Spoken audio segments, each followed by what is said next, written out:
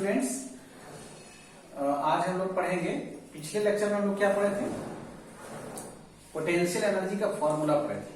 ठीक है, किसी डायपोल का, मैग्नेटिक डायपोल का जो मैग्नेटिक फील्ड में रहता था, ठीक है, उसका पोटेंशियल एनर्जी का सूत्र था U बराबर minus P dot E sorry M dot V।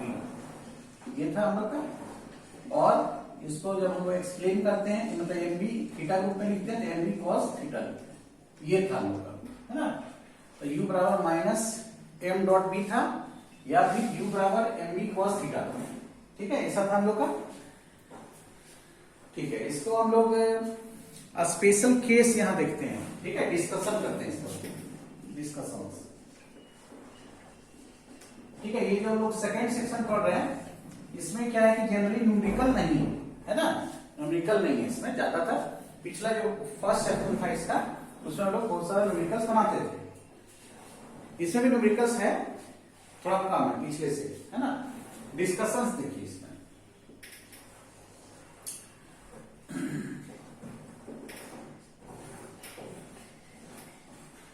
For maximum या पहले मिनिमम में चलते हैं। फॉर मिनिमम पोटेंशियल एनर्जी, ठीक है, हम लोग ये जानना चाहते हैं कि जो पोटेंशियल एनर्जी का मेरा सूत्र है एम बी कॉस थीटा, ये वेरिएबल है, ये थीटा पर निर्भर कर रहा है। थीटा यहाँ चेंज करेंगे तो यू का मान क्या होगा, चेंज करता है। थीटा चेंज करेंगे तो यू का मान चेंज करेगा। तो हम लोग ये चाहते हैं कि थीटा क्या रखा जाए जिससे कि यू का मान कम से कम मिले, मिनिमम मिले। ठीक है, थीटा क्या रखना चाहिए, कॉस थीटा क्या रखना चाहिए, ताकि हम लोग को पोटेंशियल एनर्जी कम से कम मिले। तो मिनिमम पोटेंशियल एनर्जी के लिए कॉस थीटा का वैल्यू 1 रखना होगा। ठीक है, तो बोलेंगे कॉस थीटा का मान 1 जो है मैक्सिमम के लिए होता है मैथमेटिक्स में, है ना। तो कॉस थीटा का मान 1 रखने से ही क्या है, हम लोग को यहाँ पर u का वैल्यू सबसे कम मिलेगा। कैसे 1 रख के देखो, जैसे हम -1 रख देंगे, 1 रख देंगे यहाँ, तो माइनस एम भी मिलेगा। ठीक है, माइनस एम भी मिलेगा, वो वैल्यू सबसे कम है। ठीक है, कैसे सबसे कम है, देखो यदि हम 1 रखते हैं तो माइनस एम भी मिलेगा। ठीक है, मान लो यहाँ पर 1 नहीं, हाफ रखते हैं सपोज, तो फिर मिलेगा माइनस एम बी बाई 2 मिलेगा। ठीक है, या फिर 1/4 रखते हैं कॉस थीटा का, माइनस एम बी बाई 4 मिलेगा। ठीक है, तो इसमें से सबसे छोटा कौन है, माइनस में छोटा वही होता है जो ज्यादा माइनस होगा। तो ये दोनों में छोटा कौन है, ये तीनों में छोटा कौन है, सबसे छोटा ये है ना, क्योंकि एम बी में 2 से भागा हो गया, थोड़ा बड़ा हो गया, माइनस में ना। यदि प्लस रहता है ना, यदि प्लस रहता तो सबसे बड़ा तो ये एम बी है, यदि प्लस हम लोग कर दें तो सबसे बड़ा ये हो जाएगा, है ना, एम बी सबसे बड़ा है। और माइनस में भी यदि है, माइनस में है, तो सबसे छोटा ये होगा, है ना, सबसे छोटा ये माइनस है। तो कॉस थीटा बराबर 1 रखने से हम लोग को मिनिमम वैल्यू मिलेगा। ये बात पहले भी इलेक्ट्रिक डायपोल में डिस्कस किए हुए। तो थीटा कितना हो जाएगा, 0 डिग्री हो जाएगा। कॉस थीटा 1 तो थीटा 0। थीटा 0 का मतलब हुआ कि डायपोल, ये थीटा किसके किसके बीच का एंगल होगा, कल बताया। थीटा जो है ये एंगल किसके बीच का होता था, वेक्टर m और वेक्टर b, मतलब कि मैग्नेटिक डायपोल मोमेंट और मैग्नेटिक फील्ड के बीच का एंगल ये होता था। तो दोनों के बीच का एंगल कितना आ गया, 0 डिग्री। इसका मतलब है कि वेक्टर m और वेक्टर b ये दोनों जो है क्या है, सेम डायरेक्शन में होगा। सेम डायरेक्शन में रहने से ही थीटा का मान क्या होगा, 0 डिग्री होता है। सेम डायरेक्शन में रहने से थीटा का मान 0 डिग्री होगा। ठीक है, सेम डायरेक्शन में रहेगा तो थीटा का मान 0 डिग्री होगा। यदि हम इसका स्थिति देखें, फिगर एक बना लें। हम लोग का मैग्नेटिक फील्ड इस तरह से था, आग होगा, कल बताए थे। ये मैग्नेटिक फील्ड का डायरेक्शन है और डायपोल हम लोग का ऐसे रखना होगा। ठीक है, यहाँ साउथ रखना होगा, यहाँ नॉर्थ रखना होगा, तब ना डायपोल मूवमेंट उधर जाएगा साउथ से नॉर्थ। ठीक है, तो इस स्थिति में डायपोल होगा, जब डायपोल ऐसे होगा, मतलब बी का डायरेक्शन, एम का डायरेक्शन, तब जाकर के मेरा मिनिमम पोटेंशियल एनर्जी होगा। तो ऑब्जेक्टिव के लिए याद रखना है कि मिनिमम पोटेंशियल एनर्जी कब होता है डायपोल का, जब डायपोल मोमेंट का डायरेक्शन और मैग्नेटिक फील्ड का डायरेक्शन दोनों सेम होगा। और उस वक्त u का मिनिमम वैल्यू कितना होगा, तो u का मिनिमम वैल्यू उस वक्त हो जाएगा कितना, यहाँ पे cos थीटा का वैल्यू होगा 1, तो कितना आ जाएगा u मिनिमम बराबर माइनस एम, ठीक है। तो u बराबर minus M B cos theta, लेकिन u मिनिमम बराबर माइनस एम बी, ठीक है, इस तरह से होता है। और जब थीटा 0 डिग्री होगा उस समय इस पर कितना टॉर्क लग रहा होगा, क्या आ है ये टॉर्क का फॉर्मूला, टॉर्क का फॉर्मूला एक दो क्लास पहले बताए थे, टॉर्क बराबर होता है एम बी साइन थीटा, है ना। टॉर्क को भी यहां थोड़ा डिस्कस कर रहे हैं। तो M B sine theta, theta कितना ले रहे हैं 0 ले रहे हैं, साइन 0 का मान 0, टॉर्क कितना आ गया 0, मतलब इस स्थिति में टॉर्क नहीं लग रहा है, ठीक है, टॉर्क नहीं लग रहा है। क्या फोर्स लग रहा है क्या, देखो इसका पोलर स्ट्रेंथ एम रहता है तो इधर फोर्स लगता है एम बी, और इसका भी पोलर स्ट्रेंथ माइनस एम रहता है, फोर्स इधर अपोजिट में लगता है माइनस के कारण, तो यहाँ भी फोर्स लगता है एम बी, ठीक है। तो इधर एम बी फोर्स लगा, इधर एम बी फोर्स लगा, कितना फोर्स हुआ टोटल, फोर्स हुआ 0, ठीक है, फोर्स कितना हो गया 0। तो यहां पर इस तरह के केस में फोर्स भी 0 लग रहा है, टॉर्क भी 0 लग रहा है, और पोटेंशियल एनर्जी जो इसमें मिनिमम है, पोटेंशियल एनर्जी मिनिमम है, तो हम लोग कहेंगे कि ये जो डायपोल है, इस स्थिति में जो डायपोल है, ये डायपोल एक इक्विलिब्रियम में है, और एक खास तरह का इक्विलिब्रियम है, उस खास तरह के इक्विलिब्रियम को हम लोग कहते हैं अस्टेबल इक्विलिब्रियम, है ना, क्या बोलते हैं उसको, अस्टेबल इक्विलिब्रियम। तो in this case the dipole is in astable equilibrium, ये डायपोल क्या है, स्टेबल इक्विलिब्रियम में है, ठीक है। फोर्स भी 0, टॉर्क भी 0, यदि फोर्स 0 टॉर्क 0 है तो उसको इक्विलिब्रियम कहते हैं, लेकिन स्टेबल इक्विलिब्रियम इसलिए हो जा रहा है क्योंकि पोटेंशियल एनर्जी भी इसका मिनिमम है, ठीक है। दूसरा नंबर में आते हैं हम लोग, और मैक्सिमम पोटेंशियल एनर्जी। तो मैक्सिमम पोटेंशियल एनर्जी तब होगा जब cos थीटा का वैल्यू -1 होगा, ठीक है। क्यों -1 होगा, जब -1 होगा तो u देखो कितना मिल रहा है, u का वैल्यू mb मिल रहा है, u का मैक्सिमम वैल्यू मिल जाएगा कितना mb, कैसे -mb cos थीटा था ना, u बराबर, तो cos थीटा -1 रखेंगे तो माइनस माइनस प्लस हो जाएगा, तो प्लस mb हो जाएगा, तो u का मैक्सिमम वैल्यू हो जाएगा mb प्लस, ठीक है, mb हो जाएगा प्लस, u का मैक्सिमम वैल्यू mb हो जाएगा प्लस में। इस समय थीटा का मान कितना हो जाएगा, थीटा का मान 180 हो जाएगा, याद रखना कि cos 180 का मान -1 होता है, ठीक है, ठीक है। थीटा 180 का मतलब क्या हुआ है, फिगर से थोड़ा समझते हैं।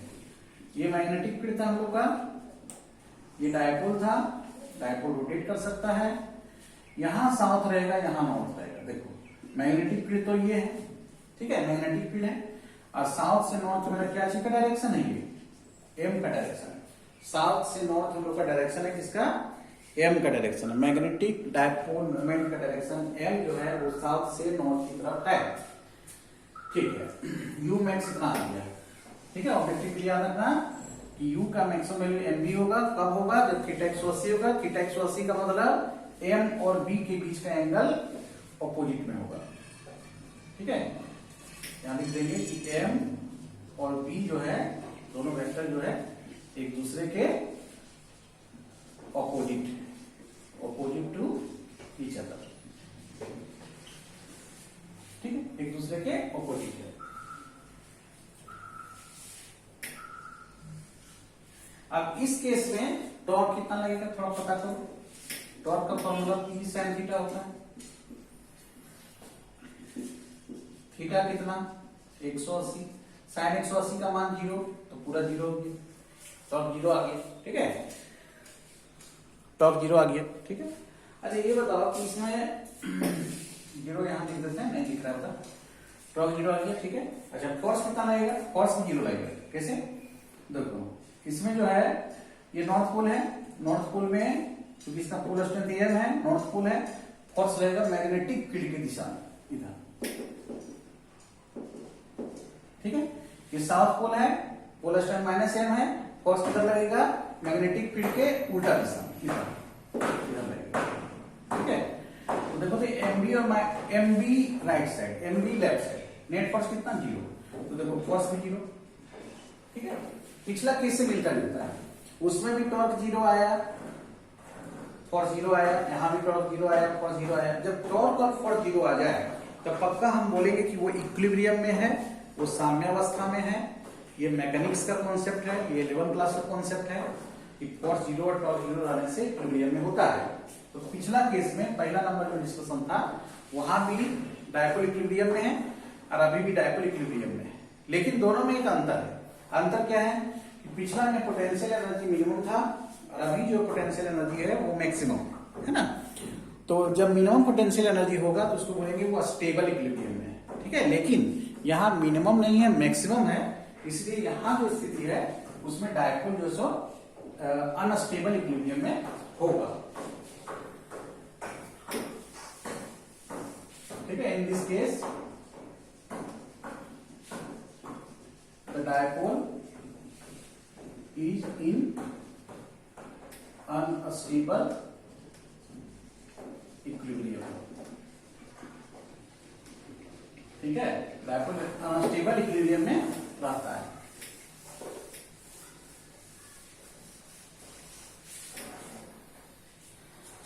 ठीक है। पोटेंशियल नहीं ज्यादा रहेगा तो अनस्टेबल कहलाएगा, कम रहेगा तो स्टेबल कहलाएगा। इसका क्या मतलब है, ठीक है। इसको भी थोड़ा सा हम लोग देखते हैं, थोड़ा मैकेनिक्स के हिसाब से देखते हैं। मैकेनिक्स हम लोग 11 में पढ़ते तो उसके कॉन्सेप्ट से देखते हैं। देखो वहां पर हम लोग पढ़ते थे ग्रेविटेशनल पोटेंशियल एनर्जी, इसको हम लोग थोड़ा समझ रहे हैं।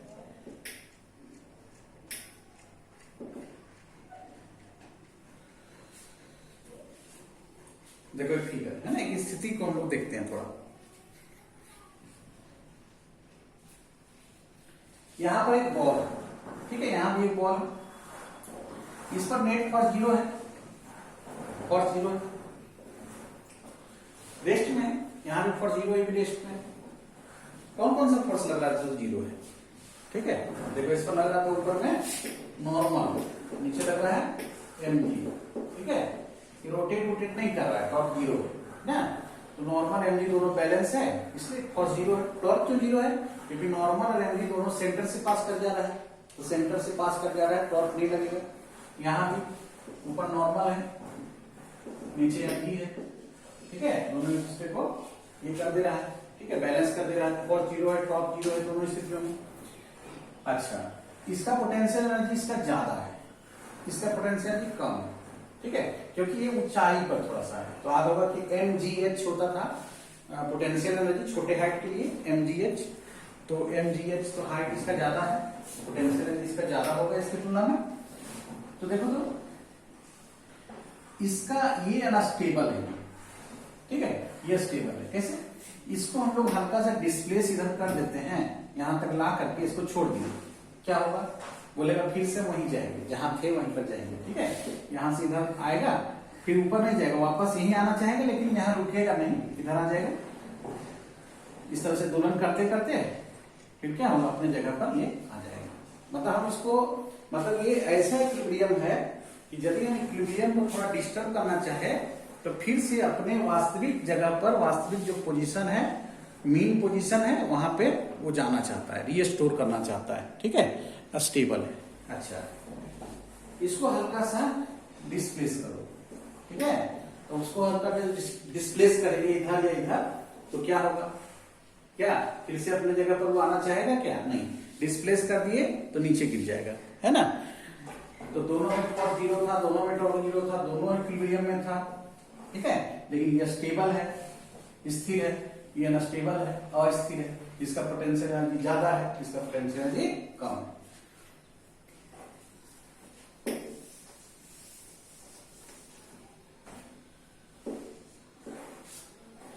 ठीक है, एक क्वेश्चन हम लोग बनाते हैं।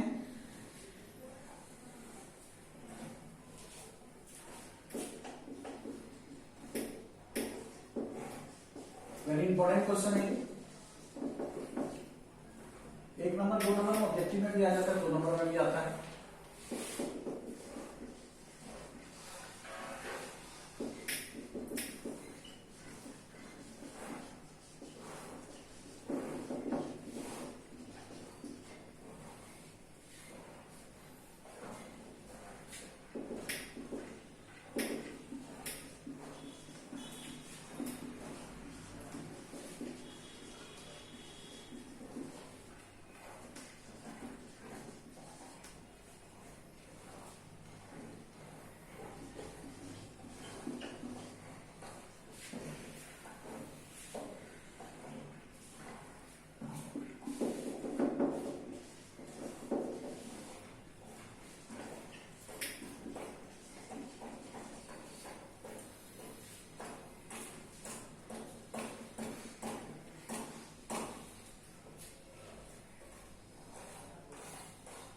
ये क्वेश्चन है, कहता है कि मैग्नेटिक डायपोल है जिसका डायपोल मोमेंट 20 दिया हुआ एम्पियर मीटर स्क्वायर और उसको रोटेट किया गया किसी मैग्नेटिक फील्ड में 60 डिग्री से रोटेट किया गया, तो कितना वर्क डन होगा।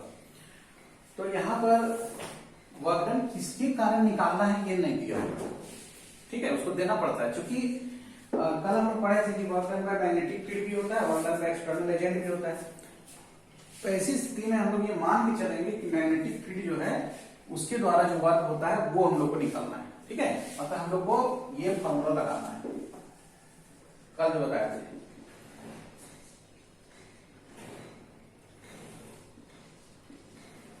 है ना, θ2 माइनस cos θ1, ठीक है।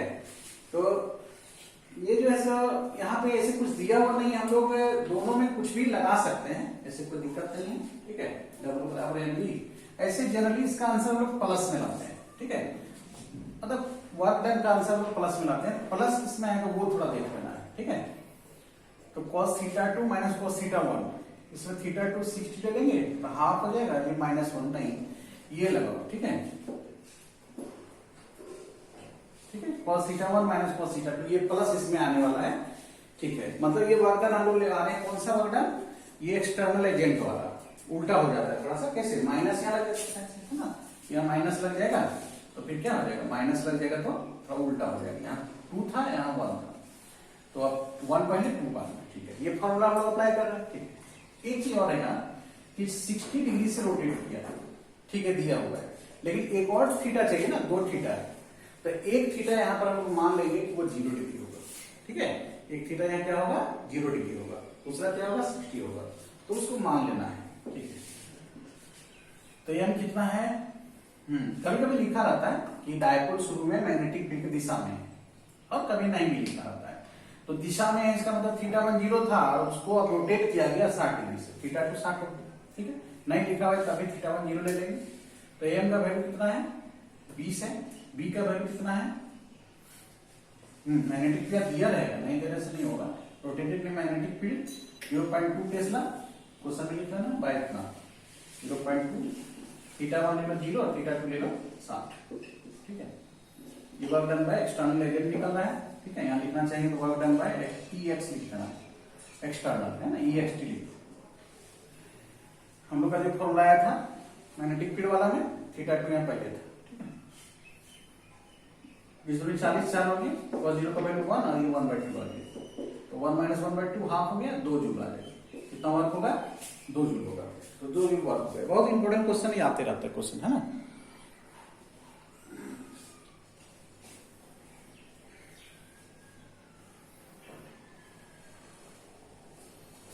ठीक है, ये पेज नंबर 3 था, इसको तुम नोट कर लो, है ना, स्क्रीनशॉट ले लेना, उसके बाद लिख लेना। एक और क्वेश्चन इसी तरह का हम लोग ले लेते हैं।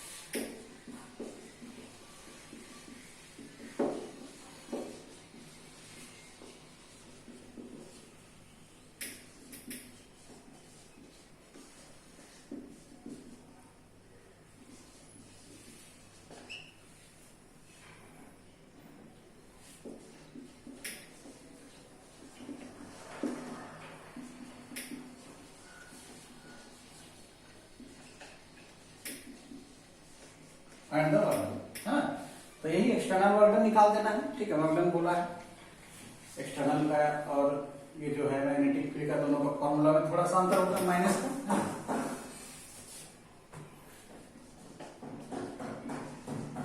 ठीक है। एक्सटर्नल वाला निकालना है,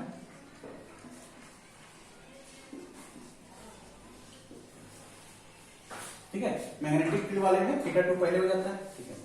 क्या क्वेश्चन है, एक मैग्नेटिक डायपोल है जिसका डायपोल मोमेंट दिया हुआ है, रोटेट कर रहा है, मैग्नेटिक फील्ड में रोटेट कर रहा है, मैग्नेटिक फील्ड का वैल्यू दिया हुआ है हम लोग को, कितना कितना रोटेट करता है, 60 डिग्री से 90 डिग्री, है ना। मतलब पहले जो था एम और बी के बीच का एंगल 60 था और अब एम और बी के बीच का एंगल जो है 90 आ गया, तो 60 के जगह 90 आ गया, ठीक है। थीटा 1 60, थीटा 2 90, एम का मान 100 है, बी का मान 0.2 है, cos थीटा 1 60, cos 90 का वैल्यू हम लोग जानते हैं, cos 90 का वैल्यू 0 10 जूल है ना, तो कितना वर्क डन होगा, 10 जूल वर्क डन हो जाएगा, ठीक है। ठीक है, अगली क्लास में हम लोग पढ़ने वाले हैं मैग्नेटिक फील्ड लाइंस, ठीक है। लेक्चर 36 में हम लोग पढ़ेंगे magnetic field lines. Magnetic field lines क्या होता है, इसके पहले हम लोग फर्स्ट चैप्टर में पढ़े थे इलेक्ट्रिक फील्ड लाइन, ठीक है। तो उससे ये डिफरेंट होता है कुछ मैग्नेटिक फील्ड लाइन, इसके बारे में हम लोग चर्चा करेंगे अगले क्लास में।